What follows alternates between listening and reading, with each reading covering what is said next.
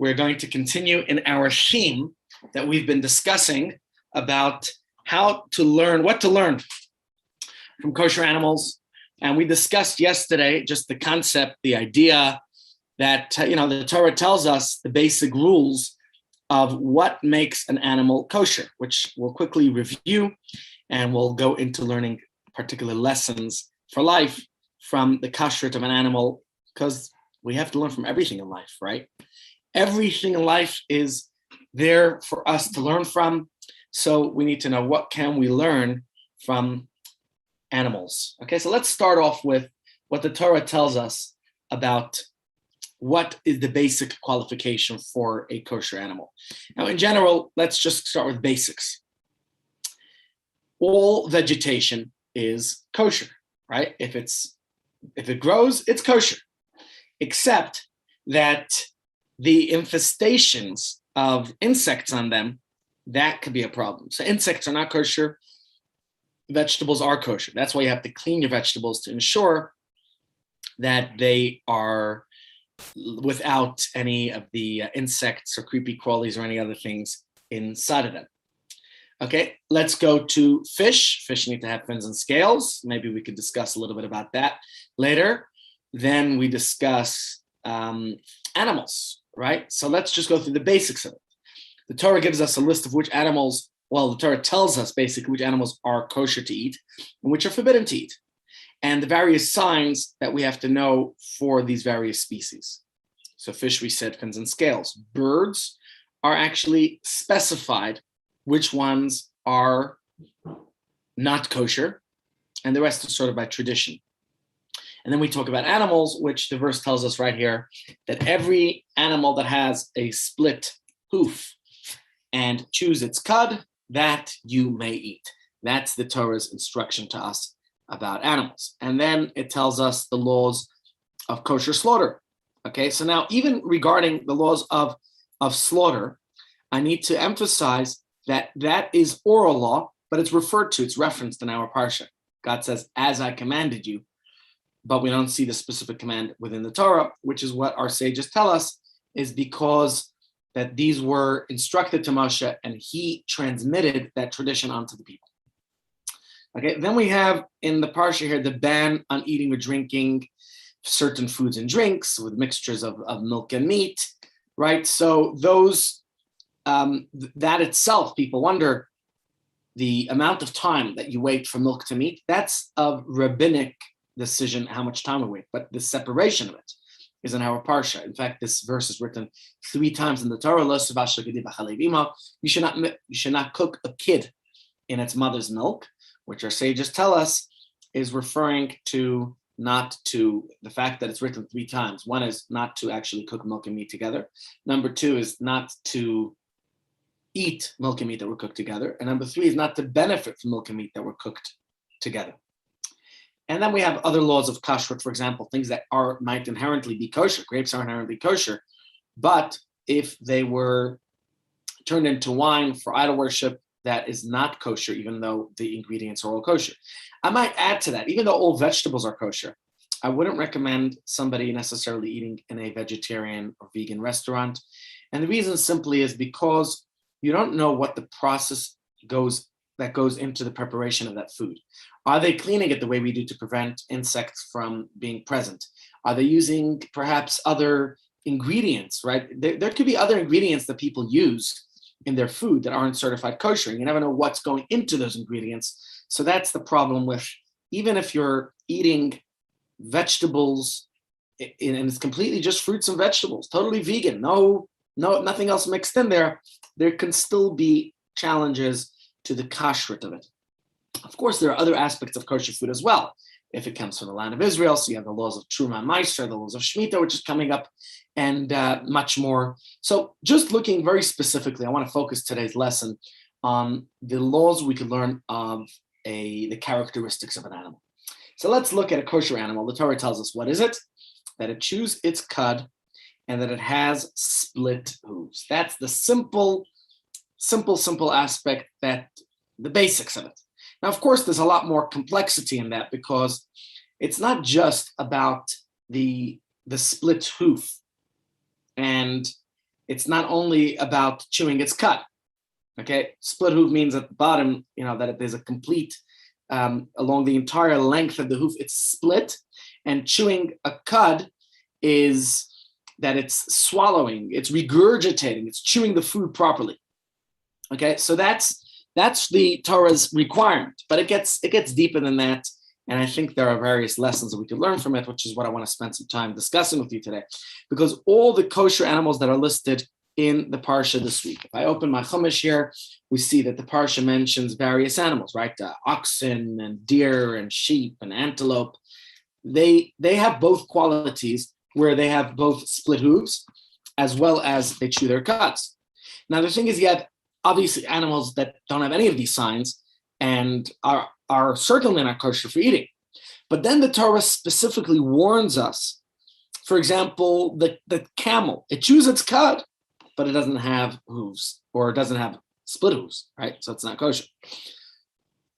Then you have the pig, and that we touched on yesterday. The pig, it likes to shtekois the feet, so it likes to show off its feet that, look, I got split hooves, but it doesn't chew its cud. So it's an outwardly demonstration, look, pretending to be kosher, but it's forbidden to eat them because it certainly is not kosher. Now, the thing is, what do these signs tell us? The Torah tells us that these are the signs, the symbols of a kosher animal, but what's the significance of these particular signs? God could have chosen any physical feature to determine that the animal's kosher. Why is it particularly these? What can we learn from the fact that it is specifically these? And that's really what I wanted to try to spend our time exploring today and learning together and seeing. We know that, everything in this world, there's the spiritual and there's, everything has a spiritual source. Every physical thing is a spiritual source, right? There's the body and there's the soul. So when the Torah tells us about the two signs that indicate a kosher animal, these signs aren't just about the body that we're allowed to consume of the meat of the animal, but they also indicate what is healthy for the soul. So what does it mean that a soul eats? How would you understand this concept? What does it mean that the soul eats? What's the significance of why does the soul need to keep kosher? Okay? As in many areas, the spiritual truth of a physical act can be discovered by looking at its purpose. What is the purpose? For what reason? And I think if we could explore that a little bit, it will help us to truly understand and the relevance. Obviously, we keep kosher because God said so. But I think that there are messages and lessons that we could glean from it, which is what I want to spend some time doing with you here today. And at the end of the day, if we look at the purpose of eating physical food, as we've discussed here very many times, is not just for the simple pleasure to fuel the body, to enjoy the delicacies of life. But the Torah teaches us that when we eat, we are transforming that food that we consume. When we're eating that food, we eat it for the right reasons, and we say a bracha, we're elevating food. We're bringing it to a loftier spiritual place and fulfilling the very purpose of its existence, and perhaps you could say of our own existence. Okay, so we say if we take the energy of the food we eat, not only do we elevate it by saying a bracha, but now the food we consume, we're using its energy to help others. We're using its energy to study Torah and to pray and to be there for our families. We just lifted it up. So no longer is it just a gluttonous act of engaging in eating food. It's not just a binary, it's not just a material physical experience, but we're saying that we've elevated it. It's not just mindless and gluttonous. We are eating with purpose. We're elevating whatever delicious food we like into something much loftier. And Chassidus teaches us that the food itself actually possesses a soul. The food itself has a soul, and that itself is something that's quite fascinating. It's discussed in Tanya, not just the food, but everything, even the most inanimate objects have a soul of sorts. Everything that exists has a purpose. There's nothing that is indispensable. There's nothing that's dispensable to God's plan. Everything is indispensable. The fact that God created it means it has a purpose. It exists for a reason. And we can elevate everything and anything in life. Of course, hold on. There are certain things that are unelevatable, and we'll get to those in a moment. So this concept, this idea of sublimating the food, of giving it purpose, it's not, you could apply this to everything and anything that we come in contact with. So Hasidus tells us that the intention behind all of God's creations is that us, the human being, which in a sense is the lowest and the last of all creations, right? Think about it. The human being was created the very last. Everything else came before us. And you can look at it in two ways. You could say, well, God gave the human being a ready-made universe with everything in it. It was all prepared. You invite guests for a dinner. You don't tell them, hey, let's start cooking and preparing. And you bring them to a ready-made, delicious, prepared meal. God brought us into a ready-made, prepared world. But at the same time, you could look at it another way. Perhaps we're the lowest of creations. I've mentioned previously of a great sage who used to carry with him two notes. On one note, it said, I'm but dust and ashes. That was his humility and realizing the human being is created the last. But at the same time, he had a note that said, the whole world was created for me. The world is my oyster. We could think of that balance in life. For me, a balanced diet is a cookie in each hand. But really, if we want to think about it in that way, it can have a very good balance of, on the one hand, being proud and achieving and motivated and enthusiastic to do and get things done. But at the same time, to be humble and to say, well, there are other things that existed before me, and I have to live up to my full potential with which God created me. Let me share with you a very interesting insight from Hasidic discourse I was learning from the Rabbi Rashab, and he says as follows. Kol davar shenivra ba'olam, everything in our universe is created litzorech eza tachlis, for a specific purpose. Vesachlis kol davar hu k'she'ola l'mayla me'v'regus atzma. And the goal is reached when it rises from its own level. That means each of us every day, think about it. We have goals, we have ambitions, we have things we want to achieve, whether it's at work, whether it's personal goals, whether it's our diet, our health, you name it.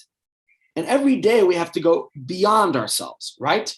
That's what we need to achieve. We need to go beyond ourselves. So if we want to go beyond ourselves, then we realize that there is something, I'm not going to just stay where I am now. The purpose of everything is to push beyond, to rise higher than what I am already. So therefore, he says, the purpose of plant life is to rise and become included in the animal life. Hence, what do the animals eat? What sustains them? Of course, they are the plants. And then if you go, the purpose of animal life is elevated by the humans. So each sphere is getting elevated by the other. So to fulfill our purpose as part of creation, the indispensable reason God put us in this world, we have to push beyond the status quo. We have to realize I can't just stay stagnant. Now, you could say, well, I exist and that's it.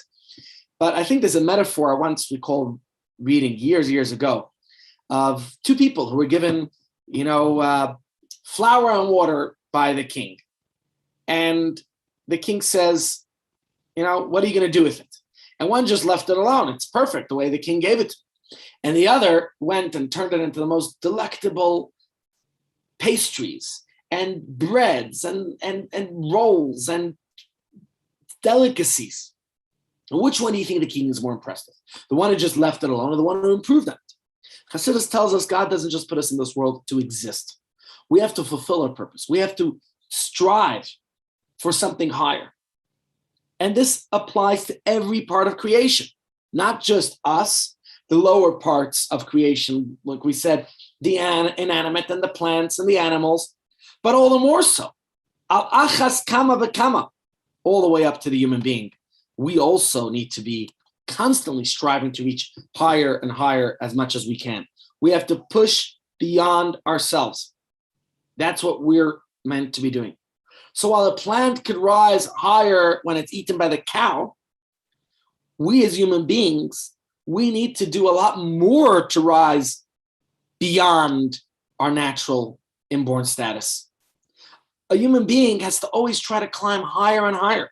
There's a sign right here in my office: success is a journey, not a destination. We have to push ourselves. Yesterday, I had a gentleman. Are you in here, Sally Kroc? Sally was sitting with me in my office. Kananahar Sally is the reverse of 29.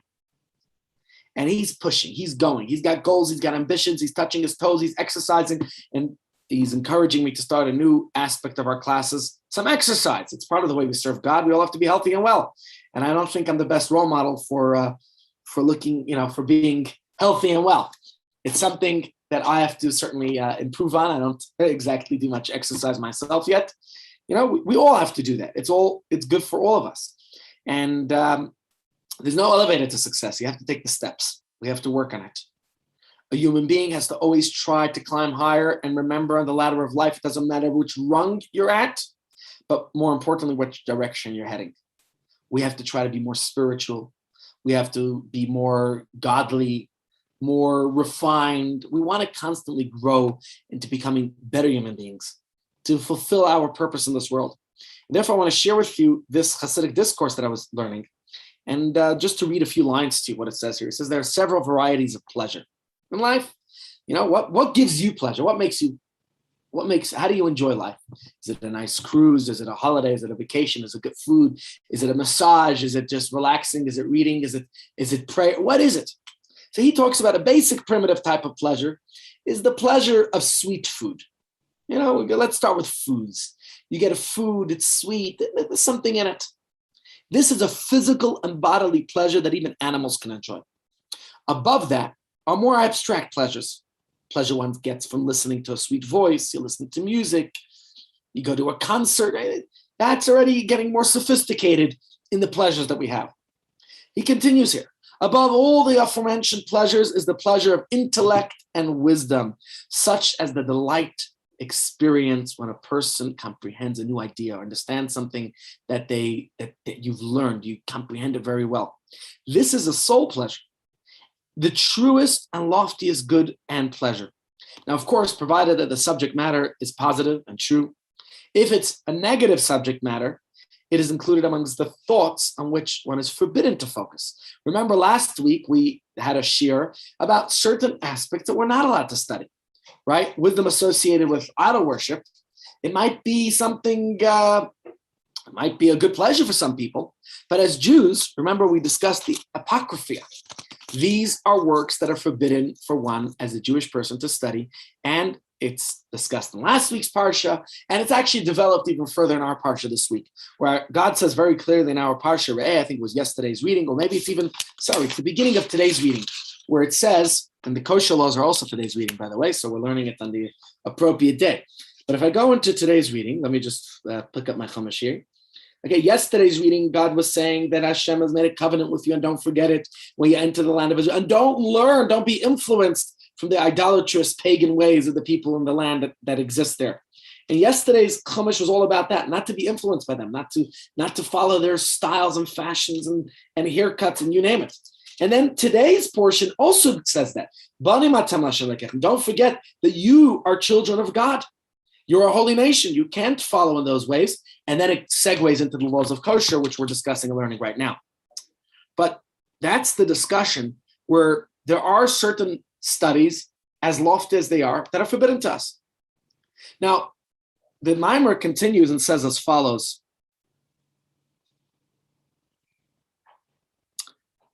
As the choicest of all creation, a human being has to delight specifically in abstract matters, more specifically in intellectual delight. Such pursuits ought to be his particular source of pleasure, and as much as it exercises the unique human quality, the mind and cognitive soul that have been bestowed to us. So he goes on. I'm not going to go into all of the aspects. It's quoting Tanya and Talmud and other places. But basically, the idea that's being expressed is that there are many different types of pleasure, some more primal and base, some we all know what type of pleasures we enjoy, and others are more refined and perhaps abstract, like wisdom, And for a human being to climb higher, we're saying what we have, if we want to fulfill our purpose of existence, is specifically to delight in those metaphysical, transcendent things, which is why sometimes we have a greater pleasure in reading a book, in learning something new, a new skill. I just started getting my kids some piano lessons and just watching and thinking, can I start at my age learning a little bit of music? Will it help me to sing better? It might. It's something good that the kids could learn, to learn the musical notes, to learn the keys, to get into the rhythm, to understand the scales, and to start practicing and learning the music, right? It's not a physical pleasure, but it's something when you learn it and you absorb it, it's a whole different level. So just think about what studying Torah should give us. To take pleasure in anything less is to descend rather than to climb even higher. So to think about the tainug, hanefesh, the delight of the soul in studying Torah. And so there are many insights of how we can engage in that. And I could think of in the memoirs, the letters of the previous Rebbe. There's one particular letter I was reading where he talks to one of his followers who was very engaged in business. The person was, an entrepreneur, very involved in his business matters. And in this letter, he encourages the person he's corresponding with not only to be involved in business, to try to study some Torah. I'm recalling a story about his father, the Rebbe Rashab, who once commented to a manufacturer of boots. He said, "Feet in boots, I understand, but the head in boots, I can't comprehend." This man was only involved in his business. I once read the book of Sam Walton, founder of Walmart. He was probably the first, long before Bill Gates. He was a multi-billionaire, was the richest man in the world for some time. I mean, you see these days that fluctuates and changes. Different people become the world's wealthiest people. And something fascinating he talks about there was his regrets. And his biggest regret was, so great, he got the fame or infamy even of becoming the world's richest person. But he abandoned his kids. He abandoned his family. And by abandoning his family, what did he achieve? So he had all the money, all the wealth in the world, but what did that give him? And we've discussed several others, that exist, that did exist. And you see many today, whether it's Warren Buffett or Bill Gates or Melinda Gates and many others who are doing lots of kindness and generosity, and there's meaning to what they do. But remember not to forget what's important, what's most important. And sometimes we make up all the good excuses in the world why we're involved in business, so we could provide for our family, so we could give them a good time. But we forget that along the way we abandon and neglect. And I'm not talking to myself here as much as I'm talking to all of you out there. So in this letter that I would like to share with you, because I found it quite interesting, the Rebbe encourages this person to get more involved in Torah study. And he says, in fact, you'll even be more successful in your business. But if business is the only thing, and you think 24/7 is just focus on the business, then you've lost the plot. You don't understand, you're missing it completely. And when you study Torah, why it will help you in business? Because it will help refine your personality. And it will help you make the right moral and ethical choices in business itself. So let's just, let me read to you a little bit of the letter. It's quite a long letter. It's written here in Hebrew. I'll try to translate along the way. But a few points. He says, the obligation to study Torah, in fact, aside from being one of the 613 commandments, is a matter of such importance to your soul. As much as we oftentimes neglect our family when it comes to succeeding and achieving and doing all those things, what about ourselves? We think we're only a body and taking care of our body's physical needs. What about our spiritual needs? What about our soul? And not only my soul, what about the soul of my household, of my relatives, of my family? When there's Torah in the home, there's a whole different environment. When a day goes by without studying Torah, I could say personally, it just feels like a vacant, an empty day. What did I achieve? What did I accomplish today? We have meetings and we have Zooms and we have this, that, and the other, running here, there, and everywhere. But we need to also take care of our soul's requirements, our spiritual well-being. So he says in this letter, when an individual learns Torah, They are perched at a lofty place with meaning, with purpose. Because when you study Torah, you know the purpose of life. You have an interest in life. And from day to day, we don't suffice with the Torah we already studied. We want to know more. We push our knowledge. And what does that do to us? Studying Torah is not just an academic pursuit. It's about inculcating, instilling in ourselves Yirat Shamayim, the fear of heaven, which of course is far beyond any secular morals and ethics. So he says, when a person establishes times every single day, and these are non-negotiable times, we don't compromise on it. Every single day, this is the time I study and nothing gets in the way. I turn my phone off. I put all distractions aside. This is the time to study. You know what happened? You bring a light into the home, a brilliant light into the home, a light that's far brighter than your fluorescent or whatever other light bulbs you have or whatever the television screen brings. This is the light of your Torah study. Because when you study, whether it's Chumash or Mishnah or Talmud or Halacha or Chassidus, just the mere books on the table, this, not in the cabinet, not hidden away, but on the table, it's there. And the books are Sfarim, holy books, that you engage in it. That light of the study of that Torah illuminates the entire home. It brings a whole different atmosphere into the home. The Torah light of a business person, men or women who are in the workforce, who work every day and engaged in the world out there. And no doubt that itself has got tremendous benefits. We've discussed many times all the good things you could do with that money. But don't neglect, don't forget the spiritual side. Because the spiritual influence when you study will influence your spiritual well-being. That we don't compromise on our kosher diet and on the laws of modesty that could prevent other catastrophes and elsewhere, and especially in the moral education of our family, of our children. So he says, therefore, it's understood that if you study each day, whether it's a chapter, and he describes a chapter in the morning and a chapter in the evening, right? So you have your specific times. And especially when it comes to Shabbos and Yom Tov, when there's even more time, then you will keep on rising higher. You'll keep growing, right? So it doesn't matter which rung you're at, but the direction you're heading, you keep going up. So make sure he's encouraging this business person to establish time for Torah study every day and to refine yourself.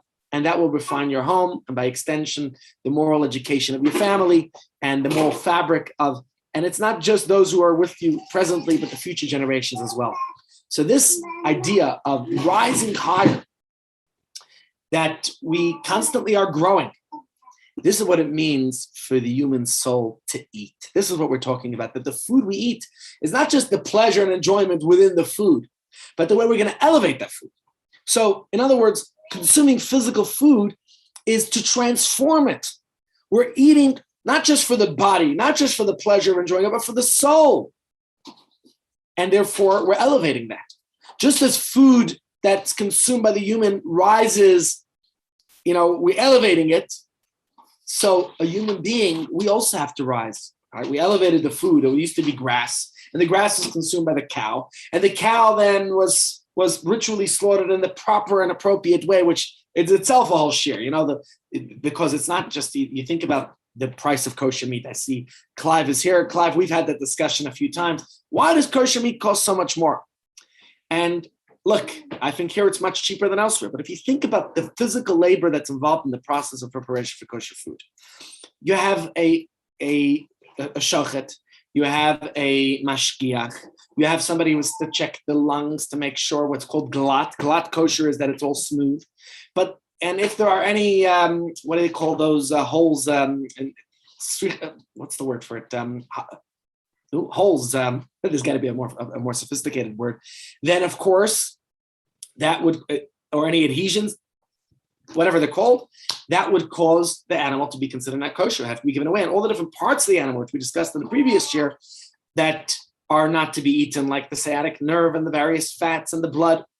Somebody said to me last night, I was chatting with him, he says, you can't eat kosher meat. It's always salty. It is salty. It's part of the process of extracting the blood from the meat. That is called melicha. So that's part of the process of preparation for the food. But then the question is, what do we do with the food once we've consumed it? What are we doing with it then? How are we elevating it and using it for a spiritual purpose or to do good in the world? Taking that energy, even getting healthier and fitter, exercising, that's part of the process of elevating that food. Let me share with you very interesting, as the Rabbi talks about it. He says as follows. The idea of eating is that a person takes an animal, a plant, or an inanimate object, and through eating it, it becomes their very flesh and blood, right? It's consumed by me and it becomes part of my body. From this inanimate plant or animal matter is made a human being. And thereby, the purpose of the inanimate, the plant and the animal is fulfilled to become part of the human being. The true purpose of man is to be similar to his creator, so to speak. The quality of an earthly person is their similarity with the supernal person. And therefore, a person is called Adam. What's Adam? Adam, why was the first person called Adam? Adam is related to Adameh, which means similar to the one above, the one who created them, which we know we're all created in the divine image. So therefore, he concludes, the quality of a human being is that we could become part of the godly reality and thereby fulfill our divine mission on earth. We realize God put us here. We're indispensable to God's plan. We have a purpose to fulfill. Let's fulfill that mission. So now that we understand what it means for the soul to eat, hopefully we could go back to what we were discussing earlier about the various signs of a kosher animal, which we're going to discuss now. What are the signs and what is their relevance? So what's the first sign we talked about? What does an animal have to have? Right? The Torah gives us two ways of determining, of knowing whether the eating, our spiritual elevation is kosher, because if it's not kosher, we can't even eat it. So what are these two signs that the Torah, the guideposts to help us know whether or not we're growing in the right direction, whether we're ascending or descending? And that way we know if what we're eating is kosher and what lessons and messages we could take from it. So we know that all non-kosher animals have either round hooves that are not split at all, like a horse, or feet with multiple toes, right? Such as the paws of dogs and cats. Kosher animals, by contrast, they have hooves, but the hooves are split in half with a gap between them, like that, okay? So what's the significance of it? What's the deeper meaning of the split hooves of a kosher animal? The spiritual lesson that will help us, that will allow us to elevate ourselves and to fulfill our purpose in the world. So for that, let me share with you a very interesting insight from a Sicha, a talk of the Rebbe. I'll share with you a little bit of the Yiddish. We'll translate it. He says as follows. Thus is der Siman from Afreses Parsa. This is the message of this sign, this symbol of the split hooves. The Shasman tut mer nit vi in enkap. When a person only acts according to their particular tendencies and nature, right? We say, this is the way I am. I can't change. Acting in a one-sided fashion, this might indicate that the religious devotion has become habitual, second nature. I just do things one way or another. Whatever I do, it's just my habit. A sign of a kosher animal is a split hoof, a hoof that splits to the left and to the right, to both sides. This is the person who goes beyond their habits and fulfills their mission that God has sent them, wherever God sends them. The ability to serve God, and in a way that's not just what I'm used to. So what he's saying is every person, we're all born with certain inclinations and tendencies. Some people are naturally more refined.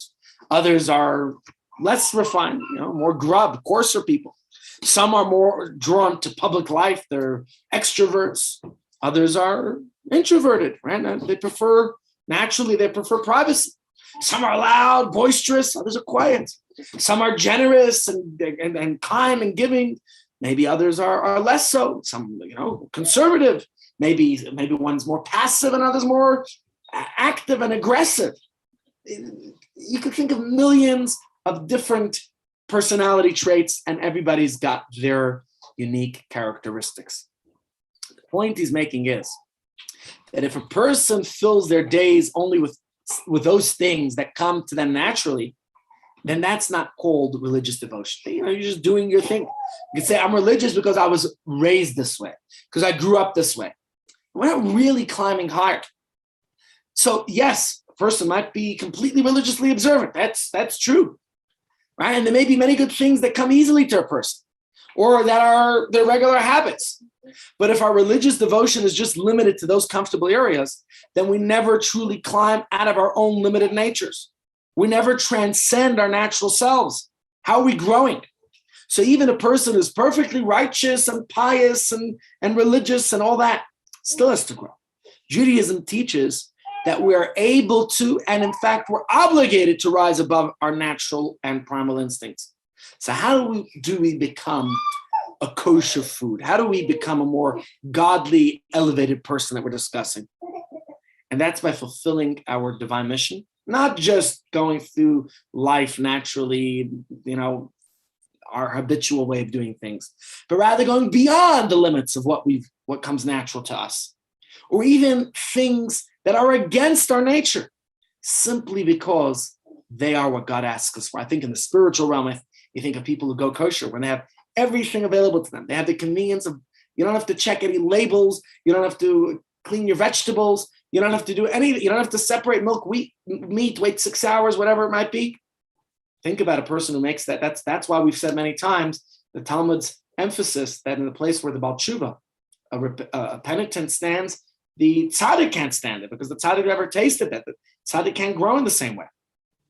You think about it in the natural realm, you're unfit, and you all of a sudden start running, and you start pushing yourself, and you're going beyond your natural limits. Or the other way, holding back, not eating. Okay, you could say that from kashrut, you could say that from a diet perspective. Think of it in every area, aspect of life, even in business. So this is what the split hoof is indicating. Its two halves correspond to two paths that we can walk on, two directions we could go, the left path or the right path. There are some commandments which are easy for those, some people, it comes easy to them to follow the Torah, to study Torah all day, to do all those things.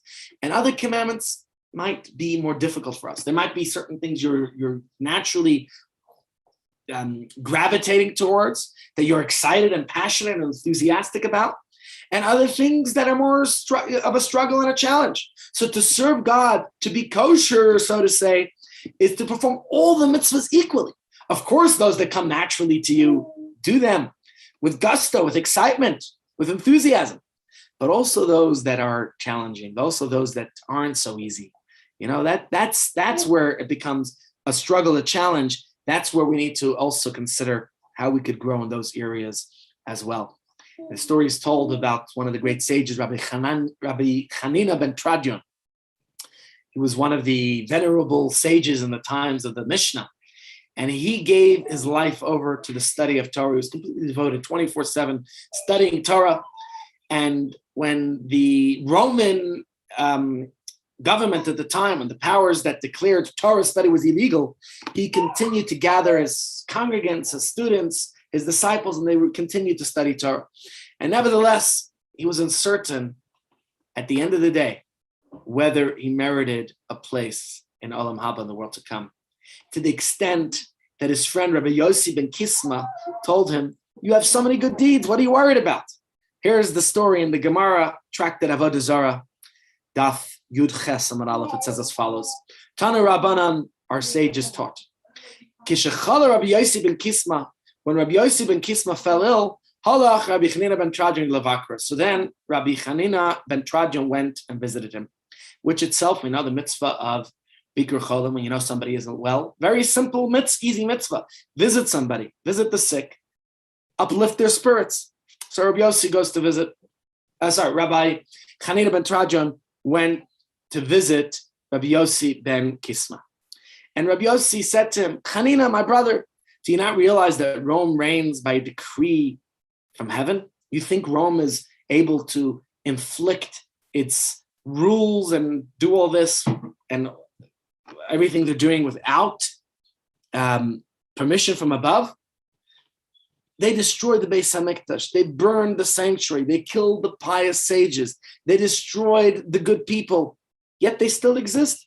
Yet despite this being the will of God, I heard that you sit and study Torah, you assemble public gatherings, and you're teaching Torah, and you are risking your very life. Rabbi Kievman said to him, heaven will have mercy on me and protect me from the Romans. Rabbi Yossi said, I'm speaking reason to you, but you tell me heaven will have mercy. I would be surprised if the Romans don't burn both you and your Torah in a fire. Rabbi Kievman said, my teacher, what will happen? What's going to happen to me in the world to come? He asked Rabbi Yossi. And Rabbi Yossi says, did something happen to you that you might think, that you might think, something's fishy, something's up? So Rabbi Kievman said, I confused the coins I needed for Purim. For the Seudah of Purim, there's the Purim meal we eat. He says, I confused. There was the coins of charity and there was the coins for my own meal. He said, and I gave to the poor, I used my coins that were for my meal and I gave it to a poor person by accident. Rabbi Yossi said, if that's so, may my portion be like your portion. May my lot be like your lot. He said,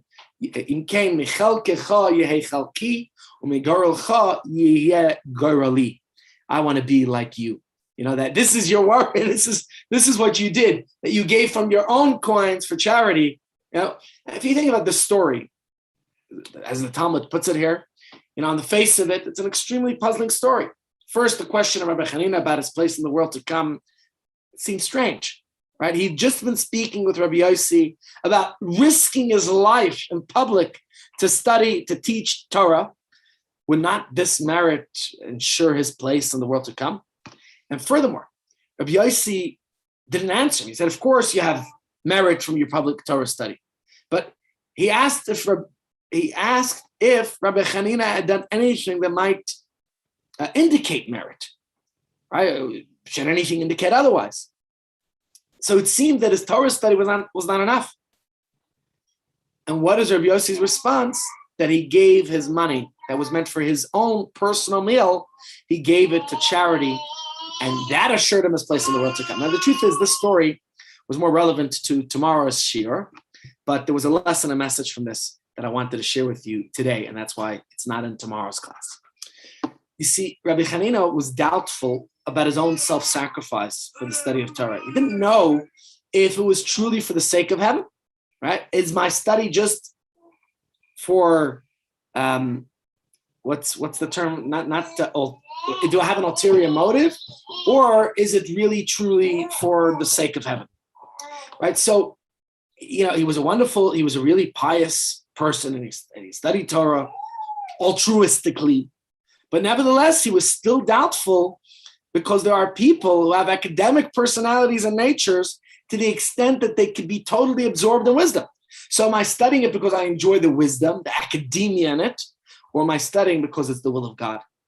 You think about all the great ancient philosophers of the world, right? They were of the noble class, and perhaps some of them were not indulgent in worldly physical matters.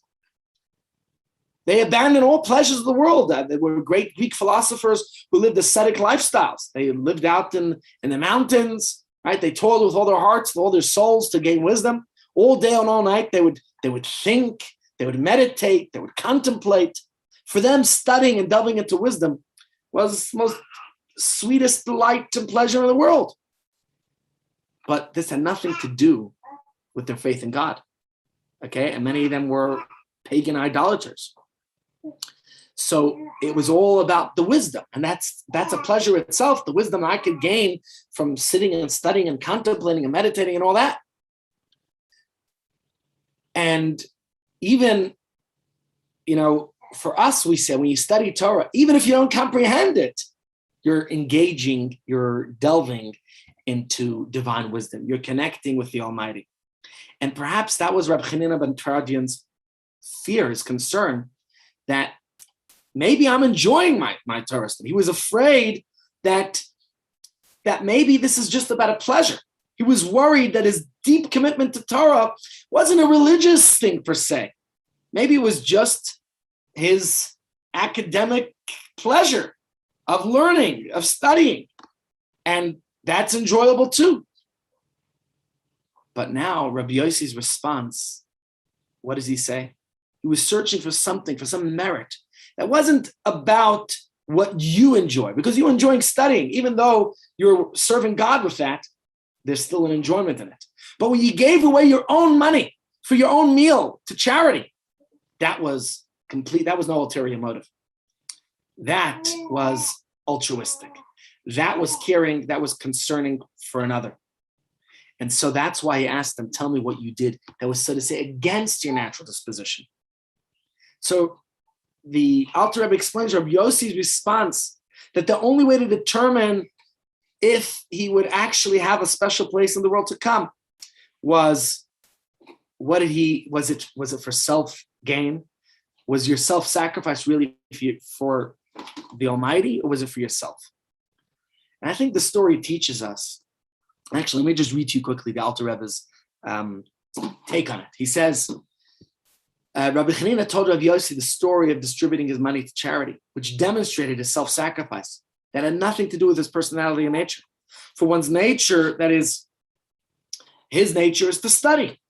And therefore, perhaps the study, maybe that would make him miserly. I don't know what the connection is necessarily between being studious and miserly, but that's what the Alter Rebbe says here. Because maybe he doesn't have enough for himself. Maybe he himself needs, right?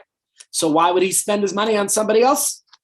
And therefore, Rabbi Yossi told him that he wished to share his portion with him because his self-sacrifice demonstrated that it wasn't just for wisdom alone, but that his learning actually impacted his personality. And I think the story really teaches us that no matter how high we may reach with our natural tendencies, we have to be ready to do things that don't come naturally to us. And only when we are able to transcend our nature can we be sure that we have pure motives, that our learning is not just an academic pursuit, but it is real, that it is having an impact. It's the way we behave. And the same is true in human relationships. Only when we set aside our needs for the needs of others, even if it goes against our own preferences, that's when we know that the relationship is true, it's enduring. You know, how much we're willing to do for our children. What are we willing to sacrifice for our children? That's why the Hebrew word for sacrifice is karban. Karban's to come close. The only way we can come close to another is if we're willing to sacrifice for them. Now, of course, that's not the highest level, because there was a higher level of sacrifice, of offering that was brought in the temple, which was in the Holy of Holies. Well, that was the Ketoros. Ketoros is when you're not just sacrificing for another, it's a sacrifice for my family, where Ketoros is the incense. And incense already indicates something much deeper, because incense it comes from the word keter, which means an inextricable bond. It's connected, so it's inseparable. And that's already a much deeper, more intimate connection and relationship. Okay, there's one more sign of kashrut we need to conclude with, and let's just look at that. So the first sign of kashrut we said was, which we discussed already, split hooves, okay? Now, we talked about that concept, that idea that the split hooves is telling us that we have to truly elevate to fulfill our purpose and not just go according to the way we're used to, but even to be willing to break our nature. And that's the litmus test we have to put ourselves to. But I want to conclude with the other sign, which is chewing the cud. What is the indication of chewing the cud? Let me read to you in the Rebbe's words, and we'll then dissect and analyze it together. He says as follows: in as much as we're engaged with material, right? Even when we have split hooves, we must also chew our cud. Because what's chewing the cud? To constantly evaluate and reevaluate and reassess our behavior. A kosher animal doesn't just, doesn't swallow its food in one action, but it chews it again and again. It regurgitates. And so too, we should never become smug and we have to consider that there's always more to consider. Right? Don't think I'm always perfect. We have to constantly reconsider and rethink our true position. We have to treat our Judaism seriously, our relationship seriously, our every aspect of life. Whatever we're discussing here, whether it's for our religious observance, we can apply it to even in business. Don't just do things instinctively. Think it through a little bit. Is it the right thing? We have to consider our motivations, the implications of our behavior. So that's chewing the cud. This is one of the reasons why it says in Pirkei Avot, who asked here yesterday? I don't see you here today. Who asked yesterday? I'm forgetting who it was. Asked that we do Pirkei Avot. It says in Pirkei Avot. Who was it?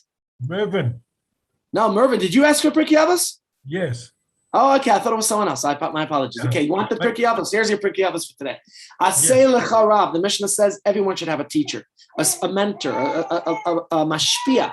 A mentor is able to judge our actions more objectively than we can ourselves. We have a certain self-love that always covers over ourselves. And that everyone, if we have a mentor, somebody we can look up to, a role model, then it helps us to see things from a different angle and perspective that we ourselves perhaps sometimes don't realize. And in fact, there's this concept that Kol Yisrael Evrim Zelazah. We have a responsibility for each other. You live in a society, every person has to be there and caring for each other. We can't say it's not my business what that person does. The Kitty Kievman, what was that story? In New York where there was a murder and nobody interfered, nobody even called the police for 30 minutes. Kitty Genovese. Because it's not my business. Why should I interfere? That's not a good way for society. We have to be there for each other. That's why we say, Kol Yisrael Arevim Zalazeh. As Jews, we realize our responsibility for each other.